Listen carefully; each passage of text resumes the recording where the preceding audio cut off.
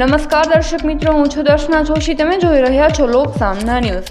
તો જોઈએ આજના સમાચાર જૂનાગઢથી. આજ રોજ જૂનાગઢ એસટી વર્કશોપને આરો પ્લાન્ટ અને કુલરની ભેટ આપવામાં આવી છે.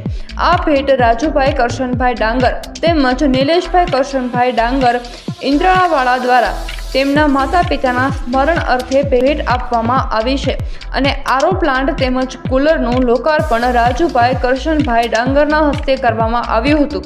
આ તકે એસટી વિભાગના વહીવટી અધિકારી શ્રી વાઘેલા સાહેબ તેમજ જૂનાગઢ એસટીના ડેપો મેનેજર કરમટા સાહેબ તેમજ ત્રણેય યુનિયનના આગેવાનો અને જૂનાગઢ એસટી ડેપોના કર્મચારી ભાઈઓ હાજર રહ્યા હતા.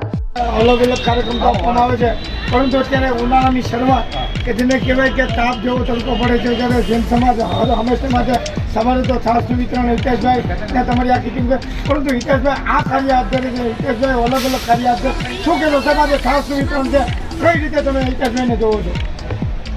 Junagadh Jain Jagruti centre charitable trust અને લેડીઝ વિંગ દ્વારા જે દર વર્ષે એસટી ડિવિઝન તરફથી ફાળવેલી જગ્યાને સૌથી પહેલાં તો અમે આભાર માનીએ. બીજું કે જેને આયુર્વેદમાં પણ 72 પ્રકારની ઔષધિ તરીકે સ્વીકારવામાં આવ્યું છે એવી છાશનું જે અહીંયા વિતરણ કરવામાં આવે છે. એ છાશ એવી આયુર્વેદિક ઔષધિ તરીકે જેની માન્યતા મળી છે આયુર્વેદ શાસ્ત્રોમાં પણ, એનું એટલા માટે અમે અહીંયા આયોજન કરીએ છીએ કે જેનાથી તડકામાં મુસાફરી કરતા મુસાફરો રાહદારીઓને ખૂબ જ રાહત મળે. બીજું, રોજ 5,000 થી 6,000 રૂપિયાના ખર્ચ વિનામૂલ્યે છાશ વિતરણ કરવાની પાછળનો હેતુ ફક્ત એ જ છે કે લોકોના હૃદય સુધી દાદર અને સાતા પહોંચાડે.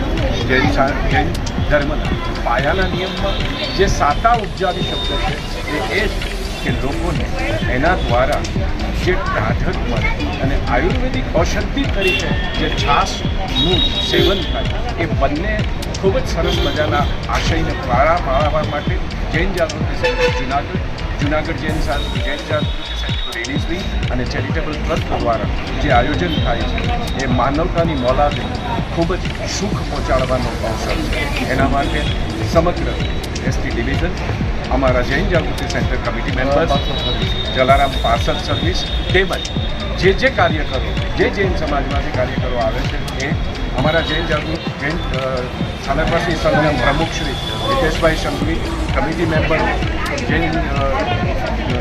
જૂનાગઢ જૈન સ્થાનકવાસી સંઘના સેક્રેટરી ધર્મેશભાઈ, આ બધાનો જે સહકાર અમને મળ્યો છે, જેને કારણે આ માનવતાની મોલાદનો જે અવસર છે એ અમે પાર પાડી શકીએ છીએ. ફરીથી જૂનાગઢની જનતા, એસટીમાં આવતા રાહદારીઓને વિનંતી છે કે Jain Jagruti centre charitable trust અને જૂનાગઢ દ્વારા જ્યાં છાસ વિતરણ કેન્દ્રનું અહીં આયોજન અમે કર્યું છે એનો ભરપૂર લાભ લેજો. ધન્યવાદ. તો ફરી મળીશું એક નવા સમાચાર સાથે. ત્યાં સુધી જોતા રહો લોક સામના ન્યૂઝ.